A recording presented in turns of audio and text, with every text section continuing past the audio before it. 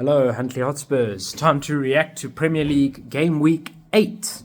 So, let's get straight into it. Ipswich versus Everton.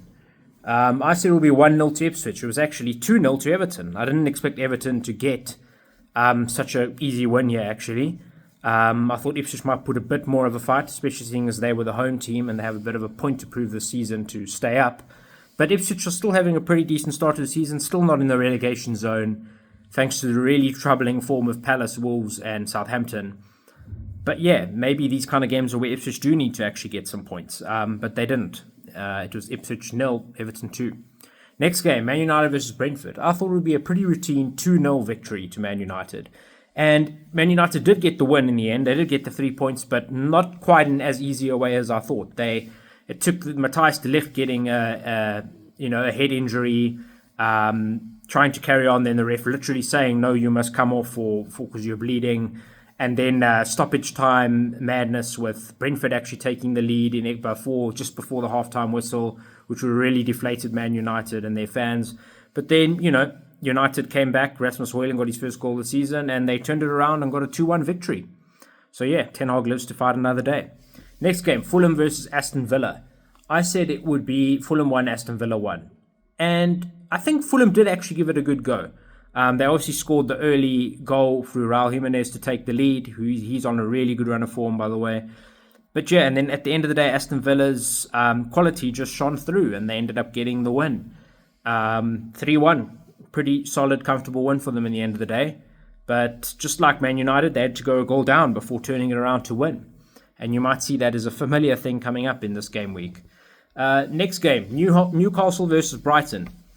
Newcastle are starting to show some really worrying signs. They haven't really put too many wins on the board.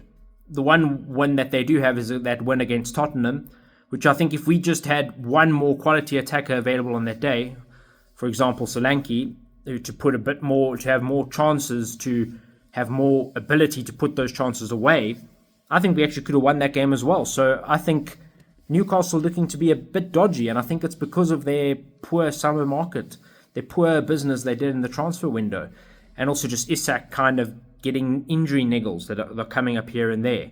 And even when he is fit to play, maybe he's still struggling to shake off some of those knocks and injuries. So yeah, they're a bit in trouble here, but Brighton are absolutely on fire. Brighton are really looking to be the main team that are disrupting the big six, traditional six this season.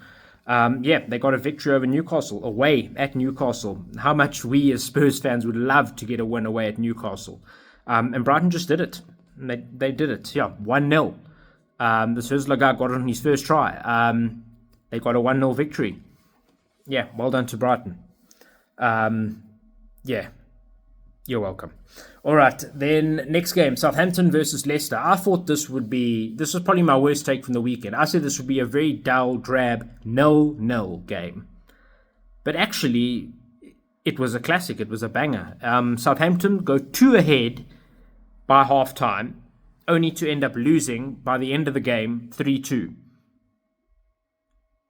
But I can't judge because that exact same thing happened to a certain team just last game week. Exactly. 2-0 up at halftime, end up losing 3-2. So you know what?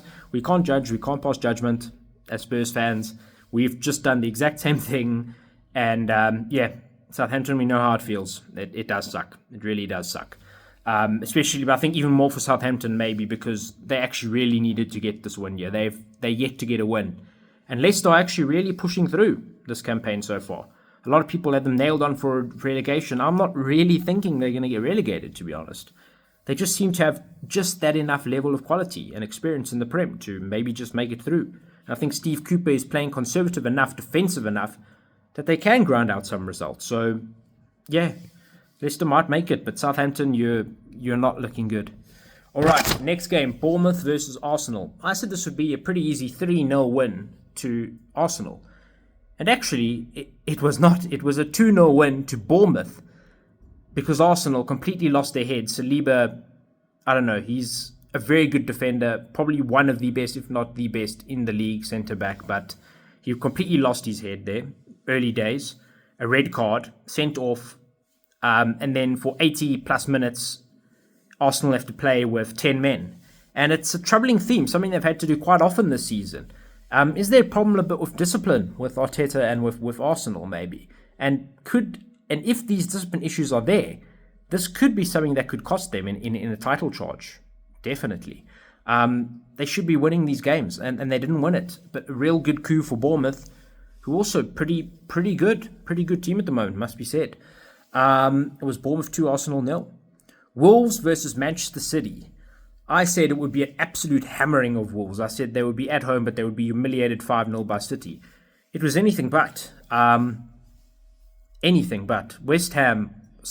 Wolves were up 1-0 after 7 minutes from Strand Larsen, who actually is proving to be the second best Norwegian striker in the league. But to be fair, there is only 2 Norwegian strikers in the league.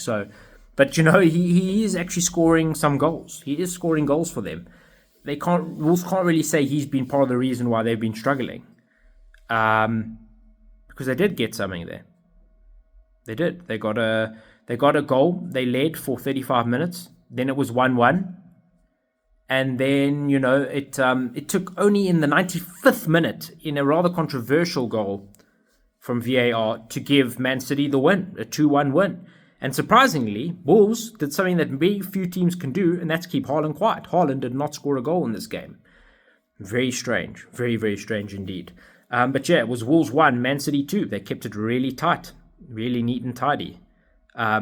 Wolves really played well, probably could have deserved to get something out of the game. But yeah, it just accumulates, unfortunately, despite their good efforts in this game, to a very poor start to the season from them. They are, I think they're either bottom or second from bottom in the league. It's them and Southampton that are absolutely at the bottom. And yeah, the two of them have just been absolutely horrid. So it's fair. Liverpool versus Chelsea. I thought it would be a 1-1 draw. It was, in truth, a pretty even game. But Liverpool just managed to edge it with a 2-1 victory. And I'm not too surprised. If I could see a winner from this game, it would have been Liverpool. But I didn't see a runaway victory. I saw a draw or a minor, marginal victory, and so I'm not surprised with that outcome. Nottingham Forest versus Crystal Palace. I got this one absolutely spot on. I said it would be 1-0 to Forest, and it was. It was 1-0 to Forest. The reliable Chris Wood, the only striker from New Zealand in the Premier League, and he managed to score a goal.